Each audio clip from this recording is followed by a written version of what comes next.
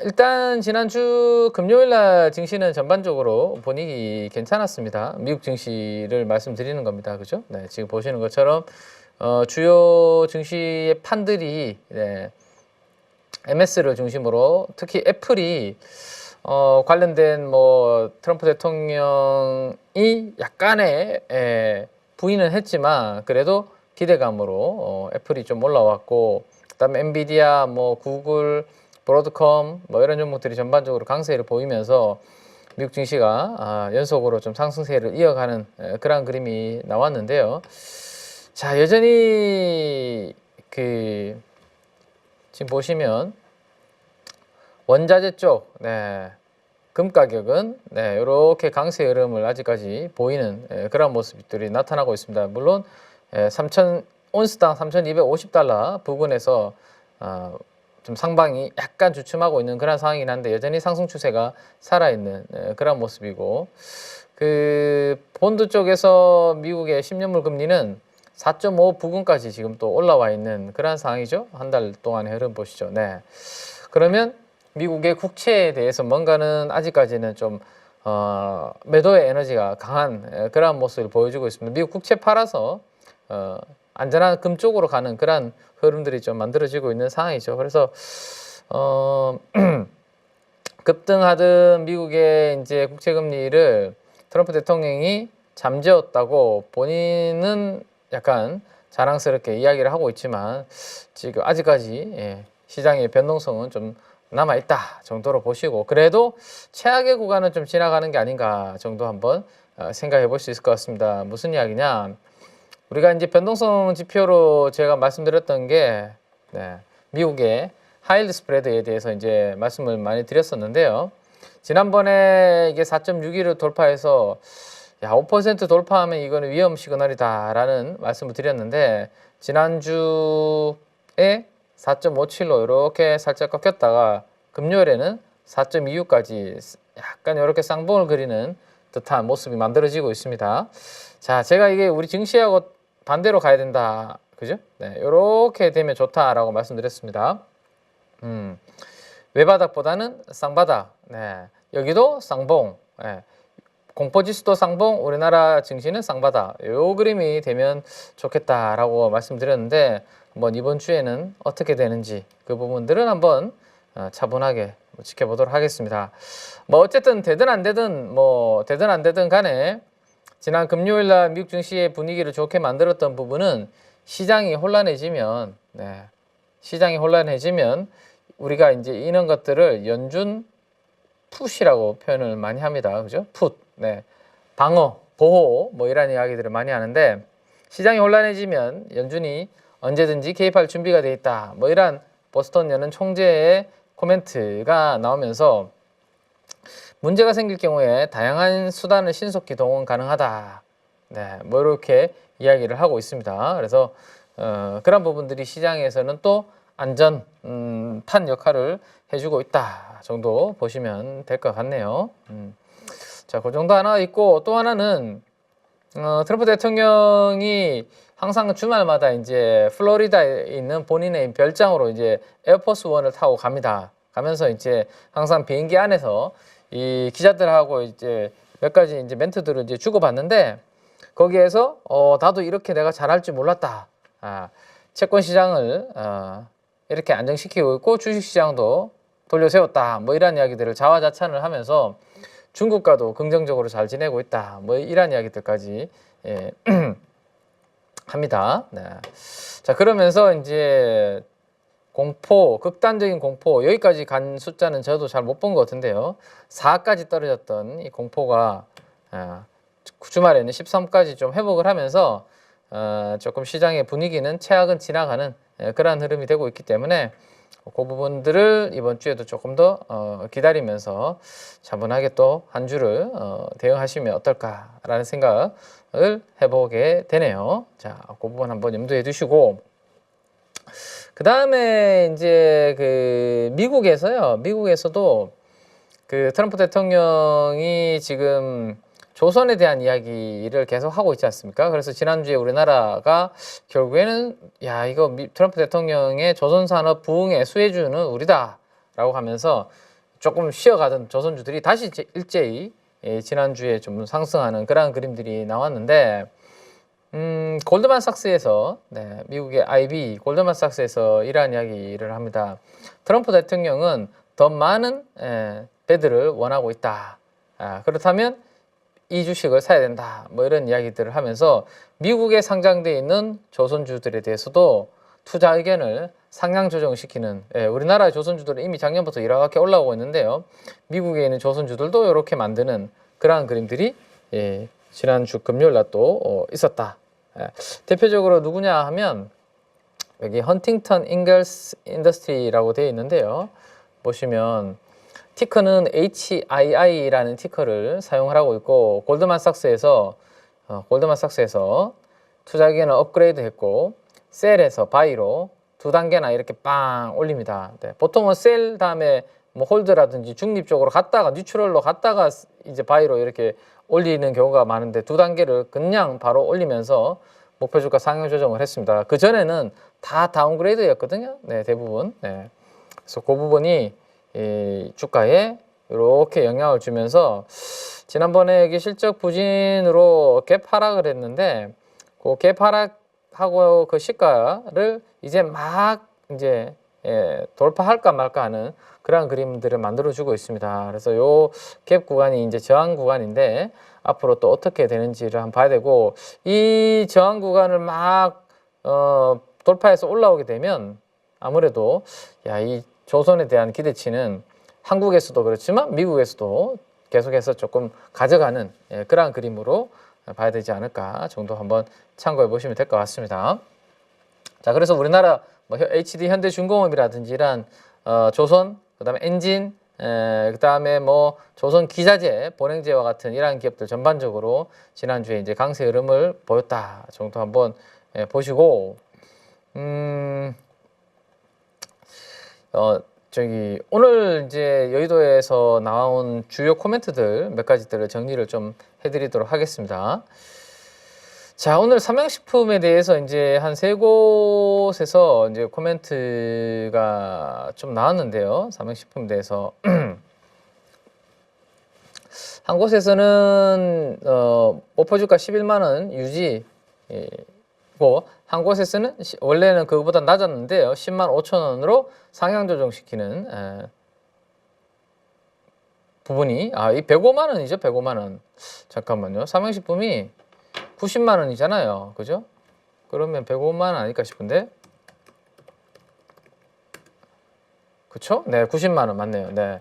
90만 3천 원이니까 이게 105만 원일 가능성이 있겠죠. 이게 숫자가 좀 잘못 나온 게 아닌가 싶습니다. 네, 105만 원으로 상향 조정했다. 자, 1Q 프리뷰는 컨센서스를 소폭 하회할 전망인데 여전히 해외 쪽 수출 쪽의 모멘텀이 괜찮고 특히 미국 라면 시장에서 보여줄 게 많다라는 그런 내용인데 미국에서 이제 라면에 대해서 일부 관세를 부과를 한다고 하더라도 예전부터 제가 계속 말씀드렸던 것은 맥도날드 햄버거 한 세트보다도 라면 한 봉지가 한 끼를 때우는 데 있어서 훨씬 저렴한 비용이기 때문에 일부 관세를 부과한다고 하더라도 크게 뭐 실적에 영향을 받은 부분은 좀 제한적이지 않을까 뭐 그런 말씀들을 드렸었는데요. 이게 전고점 돌파한 자리까지 조정을 이번에 한번 받았다가 여기 80만 원 정도 전후죠.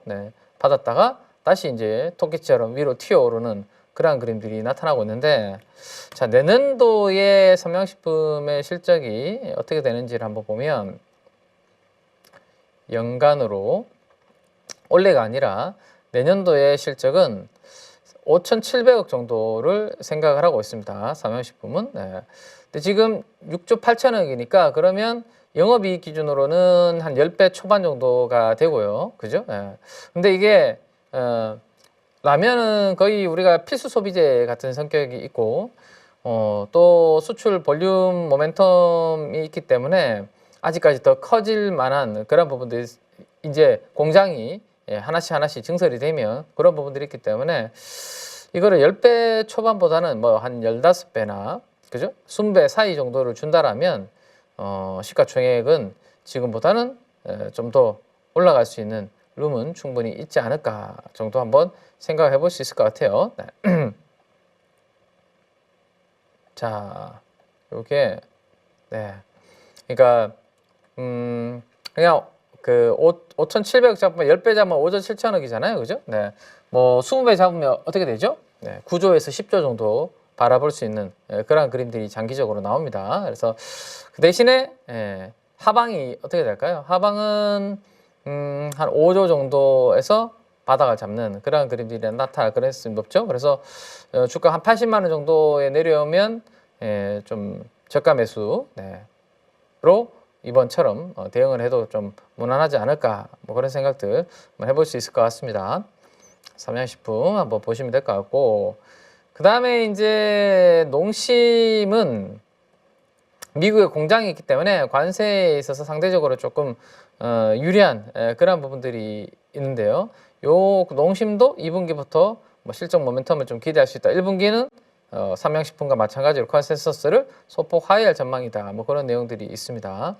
004370이니까 코드 번호 004370 한번 보시죠.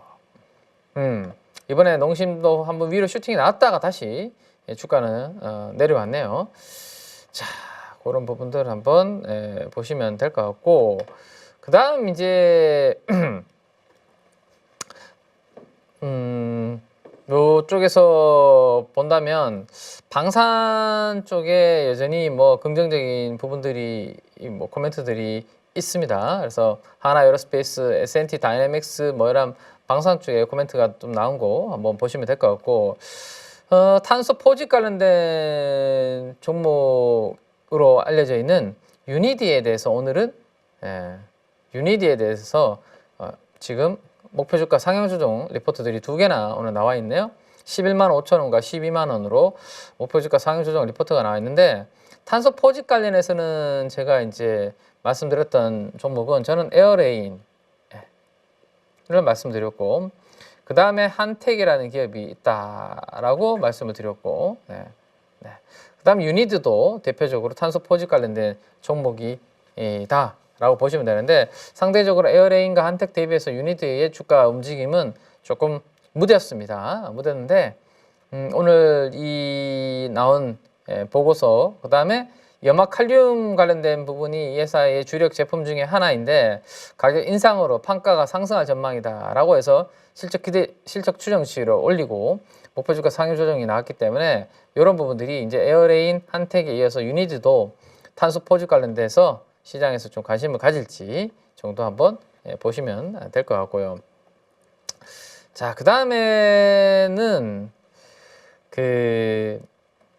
저는 이제 작년에 11월, 12월 트럼프 대통령이 당선됐고 관세 이야기를 한참 할 때 트럼프 대통령이 관세 이야기를 하고 어느 정도 이제 관세의 분위기가 좀 식상해지고 윤곽이 나오고 난 다음에는 결국에는 다시 트럼프 대통령은 북한, 그러니까 북한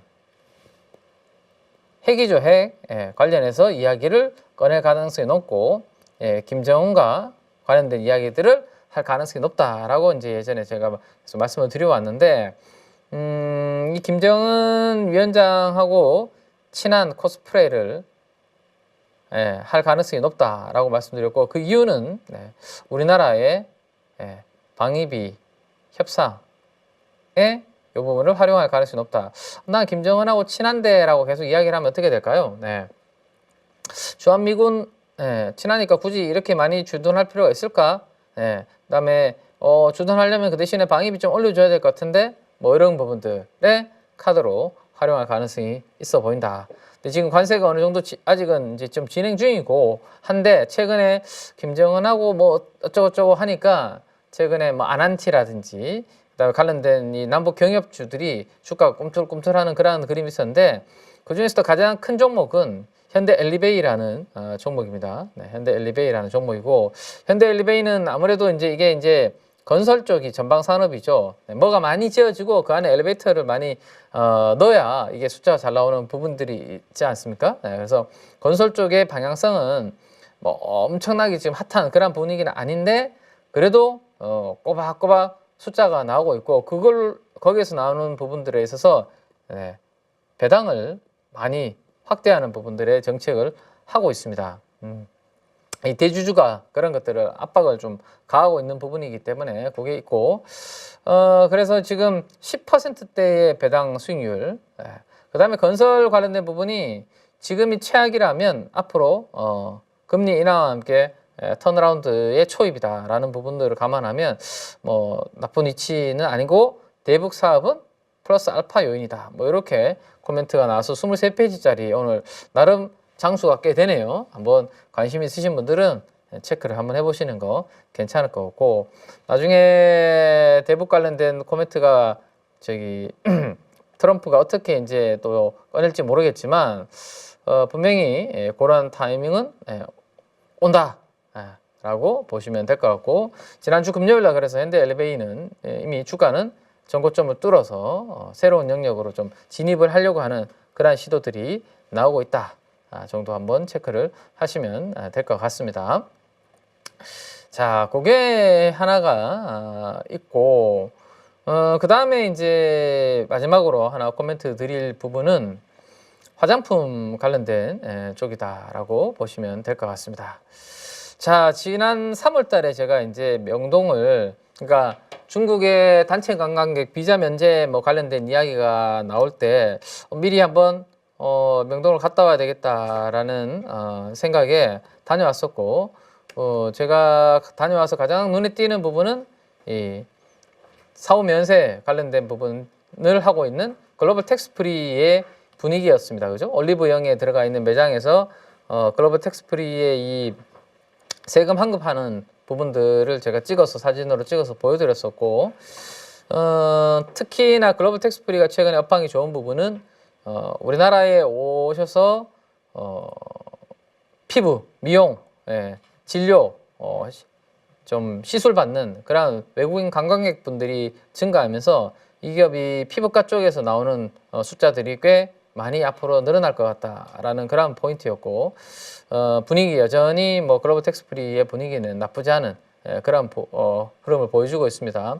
오늘 실리콘2도 지금 프리마켓에서 2% 정도 강세 흐름을 보여주고 있는 분위기인데, 그 4월 11일 날 나온 수출 데이터가 또 화장품 관련된 부분들은 무난하게 수출 데이터가 잘 나오는 그러한 그림이었습니다. 그래서 오늘 한국콜마와 코스맥스에 대해서 뭐 코멘트들이 각각 나와 있는데, 이제 아직까지는 꽃샘추위이긴 한데요, 본격적으로 이 꽃샘추위가 지나면 제가 봤을 때는 서서히 이제 더워질 것으로 생각되고, 2025년도의 무더위는 역대급 무더위가 될 수 있다라는 이야기가 나오고 있습니다. 그랬을 때 가장 시장에서 주목할 수 있는 카테고리 중에 하나는 바로 선크림 관련된 부분이 카테고리가 될 겁니다. 그죠? 그래서 선크림에서 가장 잘하고 있는 회사 중에 하나가 한국콜마라는 회사가 있고, 이 회사는 북미 쪽에 또 캐파도 가지고 있다 보니까 북미 모멘텀도 기대가 된다. 뭐 그런 내용들의 프리뷰 자료가 있으니까